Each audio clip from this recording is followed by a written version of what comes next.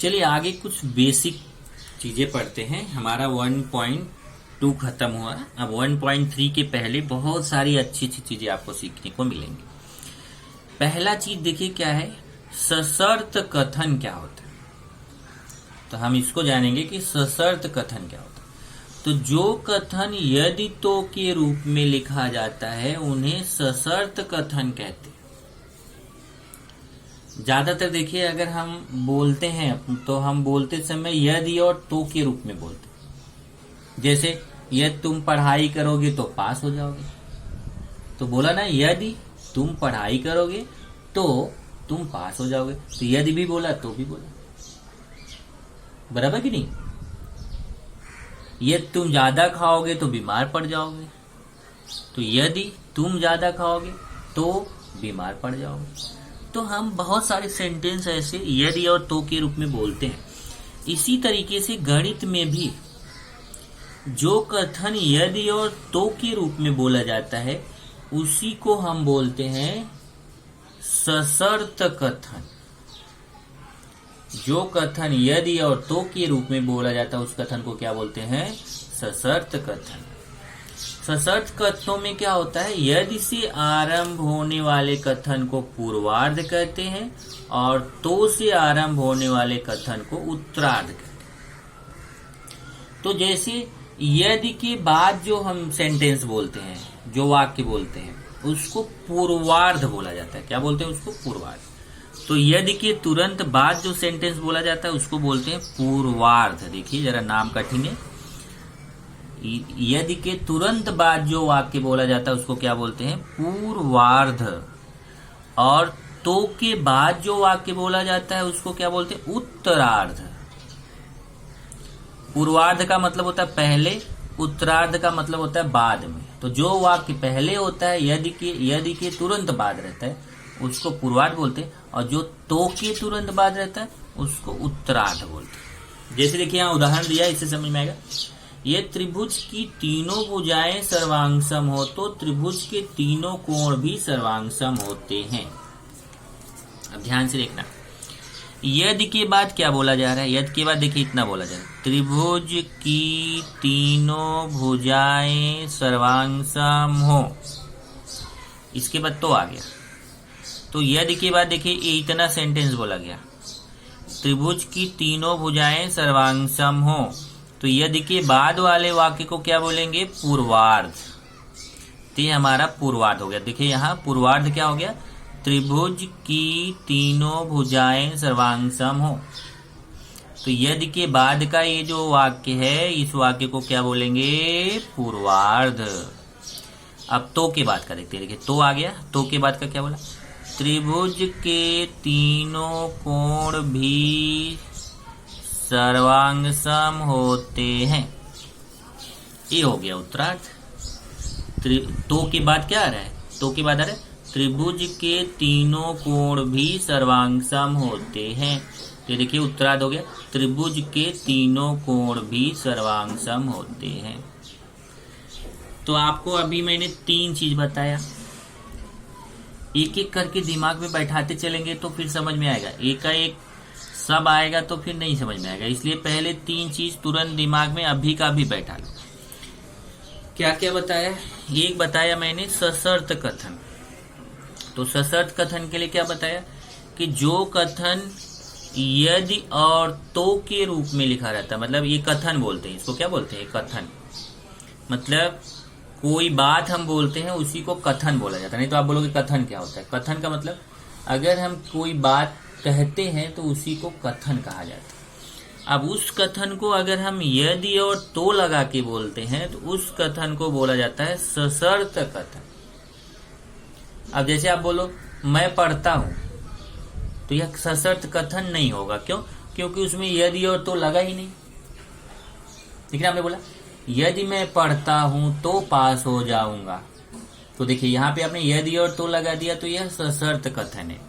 तो सशर्त कथन समझ गया जिसमें यदि और तो लगा हो। दूसरा क्वेश्चन क्या है, दूसरा पॉइंट क्या है कि यदि के बाद का जो वाक्य रहता है, मतलब हम ऐसे बोल सकते हैं यदि और तो के बीच का जो रहता है, यदि और तो के बीच में जो है उसको बोलते हैं पूर्वार्ध, क्योंकि ये पहले आता है।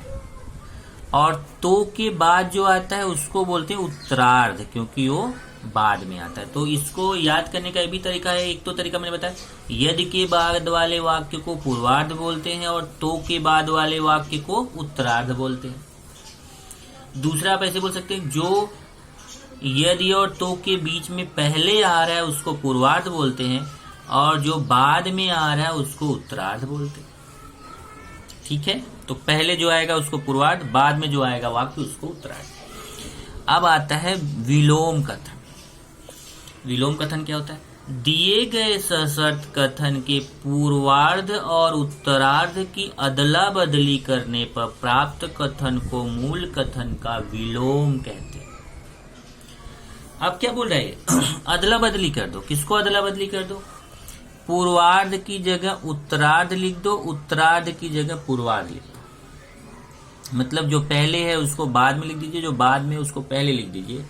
तब उस कथन को बोला जाता है विलोम कथन। तो सशर्त कथन ये है, ये देखिए ये सशर्त कथन है। इस सशर्त कथन में ये जो त्रिभुज की तीनों भुजाएं सर्वांगसम हो, ये मैं बाद में लिख दूं, तो के बाद लिखूं। और त्रिभुज के तीनों कोण भी सर्वांगसम होते हैं, ये हमें पहले लिखूं। तो जो पूर्वार्ध है उसको उत्तरार्ध की जगह लिख दो और उत्तरार्ध को पूर्वार्ध की जगह लिख दो। तो वहां पे हमें जो कथन मिलेगा उसको बोला जाता है विलोम कथन। जैसे यहां देखिए उदाहरण दिया, आपको समझ जाएगा। उदाहरण को ध्यान से देखिए। जैसे सशर्त कथन क्या है? एक सशर्त कथन दिया, यदि दिया गया चतुर्भुज सम चतुर्भुज हो तो उसके विकर्ण परस्पर लंब समद्विभाजक होते हैं। तो यहाँ पे देखिए, यहाँ ये जो दिया गया चतुर्भुज सम चतुर्भुज हो, ये हमारा पूर्वार्ध है। मतलब जो चतुर्भुज हमें दिया गया है वो कैसा चतुर्भुज है? सम चतुर्भुज है।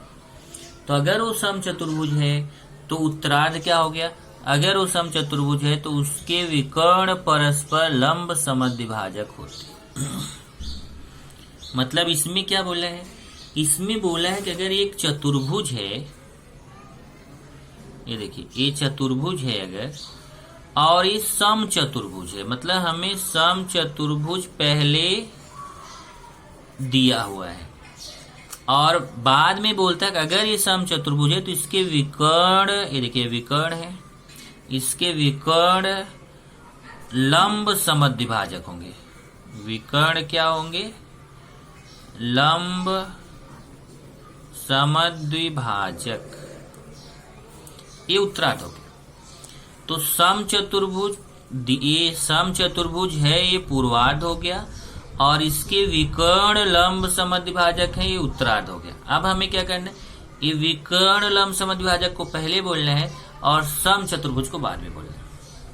इसमें कैसा था? सशर्त कथन में कैसा था? देखिए कि सम चतुर्भुज है, ये पूर्वार्ध है, और विकर्ण लंब समद्विभाजक होते हैं, ये उत्तरार्ध है।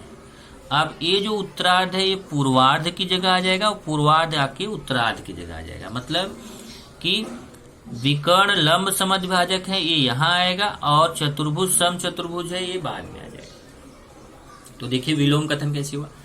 यदि किसी चतुर्भुज के, देखिए ये विकर्ण लंब समद्वि, देखिए यह आया ना, ये जो विकर्ण परस्पर लंब समद्विभाजक होते हैं जो बाद में लिखा था वो देखिए यहाँ पहले आ गया।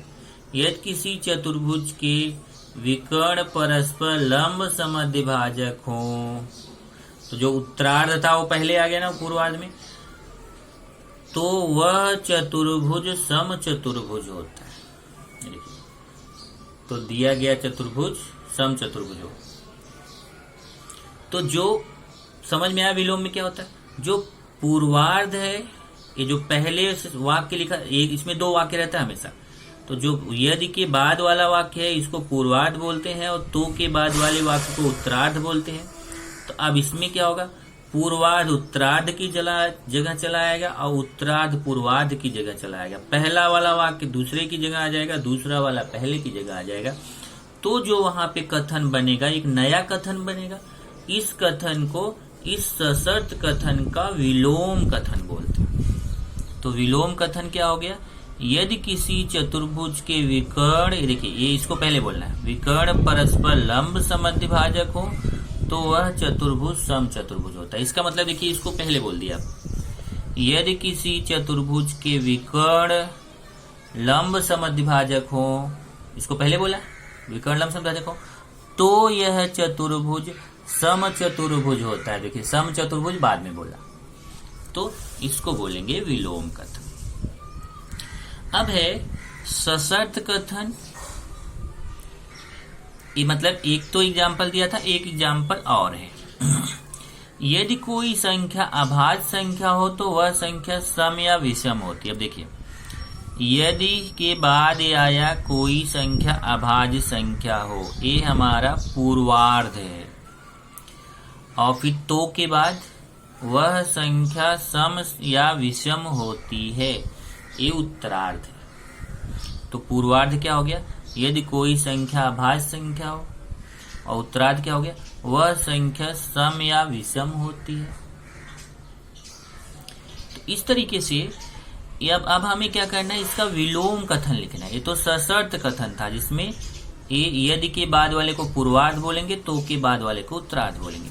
अब विलोम कथन में क्या होगा कि ये जो पूर्वार्ध है ये उत्तरार्ध बन जाएगा, उत्तरार्ध पूर्वार्ध बन जाएगा। मतलब जो पहले लिखा हुआ है सेंटेंस, जो वाक्य पहले लिखा है बाद में लिख देंगे, जो बाद में लिखा है इसको पहले लिख देंगे। बराबर।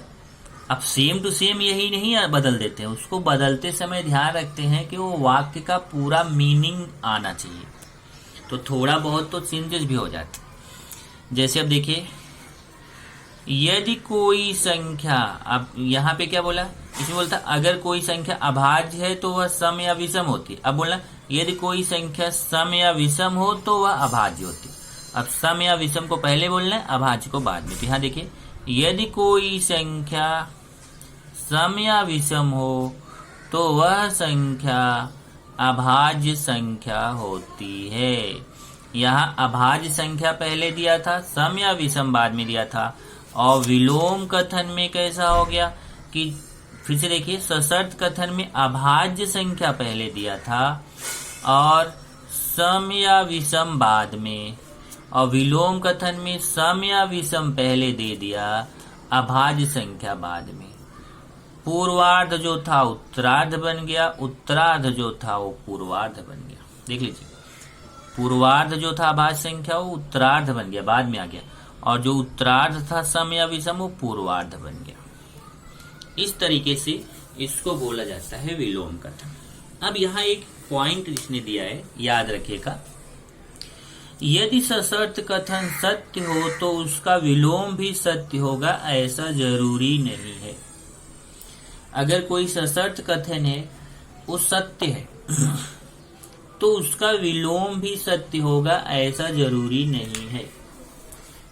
जैसे देखिए यहाँ पे उदाहरण में, जैसे इसमें देखिए इसमें बोला है, इसमें दो उदाहरण दिया ना, तो पहला उदाहरण देखिए। पहला उदाहरण है यदि दिया गया चतुर्भुज सम चतुर्भुज हो तो उसके विकर्ण लंब समद्विभाजक होते हैं। मतलब अगर आप कोई सम चतुर्भुज ले लीजिए, अगर आप बताओगे कि ABCD सम चतुर्भुज है, अगर आप ये सम चतुर्भुज बनाओगे तो आप कभी भी देखोगे तो इसके विकर्ण लंब समद्विभाजक रहेंगे ही रहेंगे। लंब समद्विभाजक का मतलब क्या होता है, 90 अंश का कोण बनेगा इनके बीच, आप नाप के देखो 90 अंश रहेगा। साथ ही साथ समद्विभाजित करेंगे, मतलब ए वाला भाग इस वाले भाग के बराबर और ए वाला भाग इस वाले भाग के बराबर। ये आधा आधे पे काटेंगे, ये आधा आधा आधा आधा। तो अगर आप इसको सम चतुर्भुज बोल देते हो तो पक्का है कि इसके विकर्ण जो है वो लंब भी होंगे, मतलब 90 अंश का कोण बनेगा, और दो समान भाग भी करेंगे। अब इसका उल्टा आपने विलोम कथन बोला। तो अगर मान लीजिए कोई बोलता है कि एक चतुर्भुज है और उस चतुर्भुज के विकर्ण लंब समद्विभाजक, अब ये थोड़ा सा गलत डायग्राम बना दिया, देखिए ये देखिए ये चतुर्भुज है और इसके विकर्ण, अब इसको सम चतुर्भुज नहीं बोला, इसको बोला एक चतुर्भुज है ABCD, कैसा भी चतुर्भुज है, लेकिन इसके विकर्णों के बीच 90 अंश का कोण बनता है और ये समद्विभाजित भी करते हैं। मतलब वो बोल देता है एक चतुर्भुज है जिसके विकर्ण इसको लंब समद्विभाजित करते हैं, तब आप तुरंत बोल सकते हैं कि तब ये पक्का है कि ये सम चतुर्भुज है, क्योंकि सम चतुर्भुज के ही विकर्ण लंब समद्विभाजित करते हैं। तो इसका मतलब ये जो सशर्त कथन है और इसका विलोम कथन है, दोनों सत्य है। यह भी सत्य है और यह भी सत्य है। लेकिन ये जो दूसरा एग्जाम्पल है, कोई संख्या अभाज्य संख्या हो तो वह संख्या सम या विषम होती है। अब अगर आप अभाज्य संख्या लीजिए 2, 3, 5, 7, 9, 11, 13, 17, ये देखिए, ये जो अभाज्य संख्याएं हैं वो या तो सम संख्या है या फिर विषम संख्या। इसका मतलब जितनी भी अभाज्य संख्याएं होती हैं वो या तो सम संख्या होती है या विषम संख्या होती है। तो पहला वाला जो कथन है वो सत्य कथन है कि कोई संख्या अभाज्य संख्या हो तो वह संख्या या तो सम होती है या विषम होती है। तो आप देख रहे हैं अभाज्य संख्या है तो अभाज्य संख्या या तो सम संख्या है या विषम संख्या। लेकिन अब इसका जरा उल्टा देखते हैं। उल्टा क्या बोला है? यदि कोई संख्या सम या विषम हो तो वह संख्या अभाज्य होती है। अब चलिए देखते हैं। ये मैं सम संख्या और विषम संख्या ले रहा हूं। 2, 4, 6, 8, 10, 12 ये सम संख्या, 1, 3, 5, 7, 9, 11 विषम संख्या। अब देखिए ये संख्याएं सम और विषम है, तो क्या ये अभाज्य संख्या, क्या ये सारी की सारी संख्याएं अभाज्य संख्या है? क्या सभी संख्या अभाज्य संख्या है? नहीं, सभी सम या विषम संख्या अभाज्य संख्या नहीं होती। सभी अभाज्य संख्या सम या विषम होती है, लेकिन सभी सम और विषम संख्या अभाज्य संख्या नहीं होती। क्या ये सभी संख्या अभाज्य है? नहीं ना।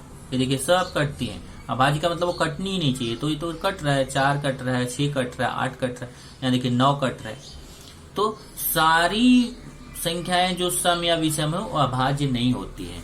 इसका मतलब इसका जो विलोम कथन है ये सत्य नहीं है। तो यही इसने याद रखिए, मैं बोला कि जो सशर्त कथन दिया है उस सशर्त कथन का विलोम कथन सत्य भी हो सकता है या फिर उस सशर्त कथन का विलोम कथन असत्य भी हो सकता है। तो इसीलिए पूरी लाइन लिखा है, यदि सशर्त कथन सत्य हो तो उसका विलोम भी सत्य होगा, ऐसा जरूरी नहीं है। तो यहाँ पे आपको ये बता दिया गया।